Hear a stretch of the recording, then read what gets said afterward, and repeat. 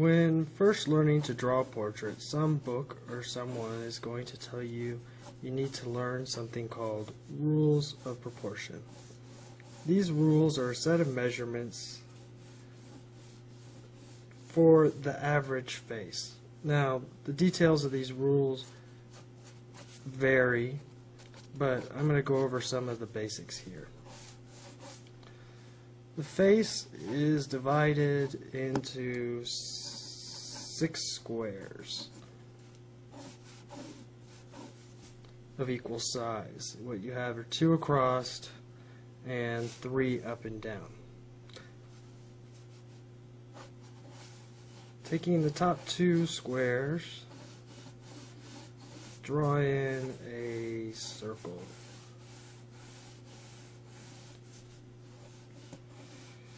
And this will be the top of your head.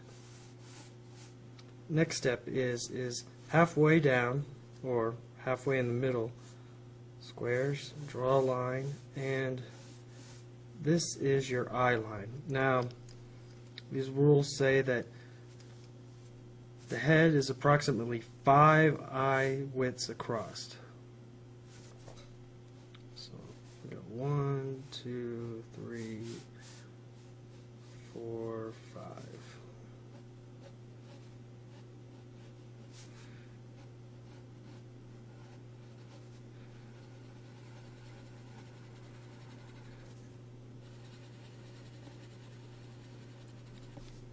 There we have the eyes.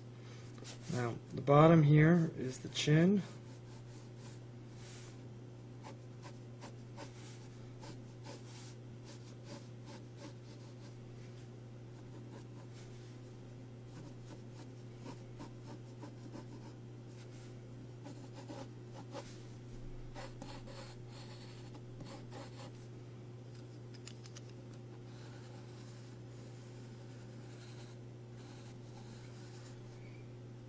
And there we have the rough outline of a face.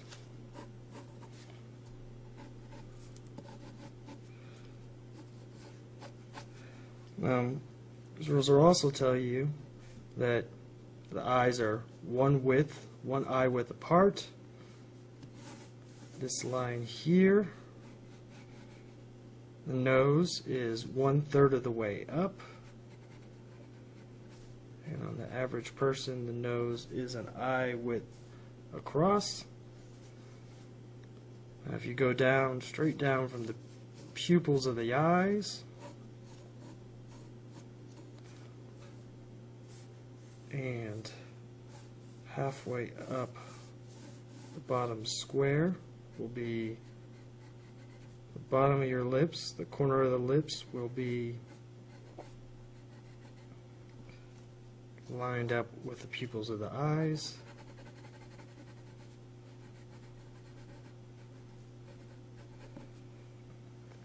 These rules also tell you that the bottom of the ears is 1/3 of the way up, or equal to the nose, and that the top of the ears is roughly aligned with the top of the eyes.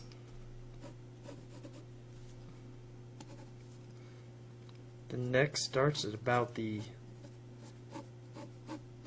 where the ears meet. Just drawing some eyebrows here.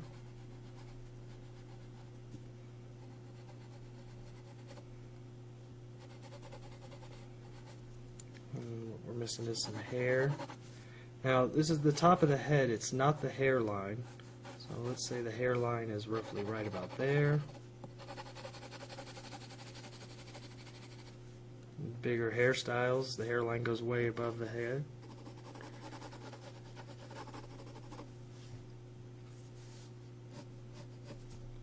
So according to proportion rules, you now have your average person. Now the only thing that's missing in this drawing here of the average person done in proportion rules is some wording. Wanted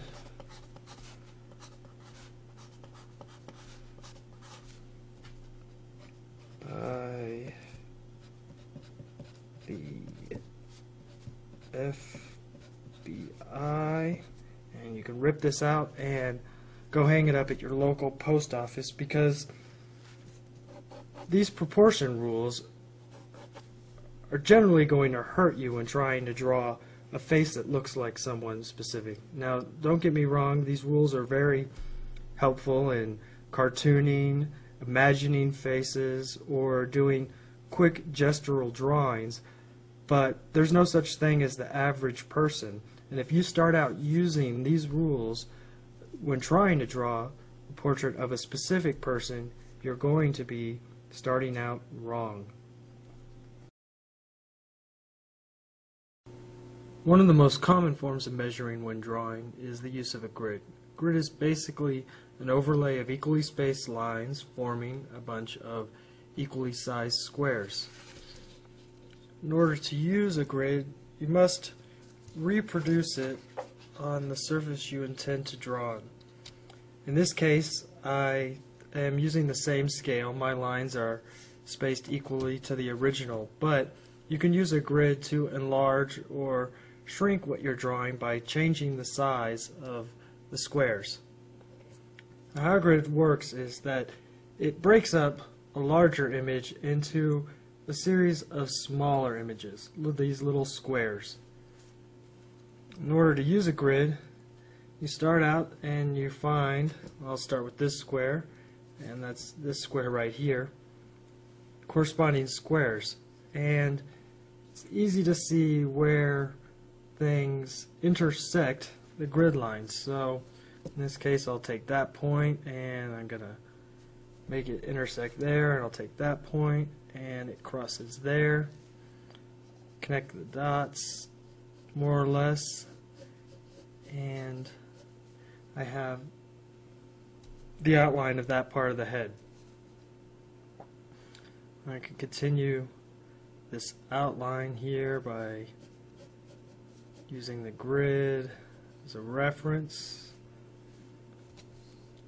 paying attention to where things cross, overlaying grid lines,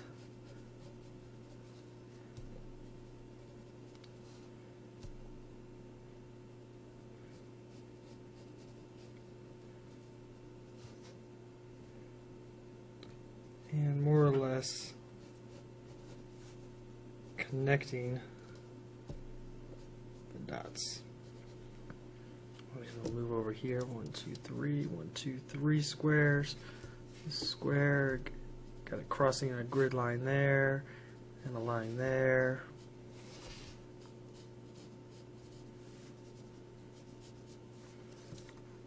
Look here, it crosses right about the same point there.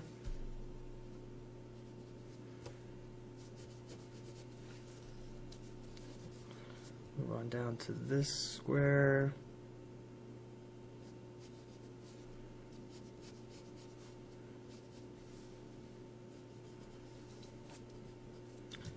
Over to here.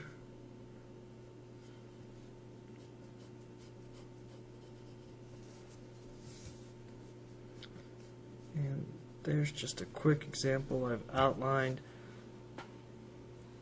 that area. I'm not going to do it all, because there are a lot of drawbacks to using a grid. Grid's a very logical system. It makes sense. Any math teacher would be happy that you're sitting here plotting out points and using a grid.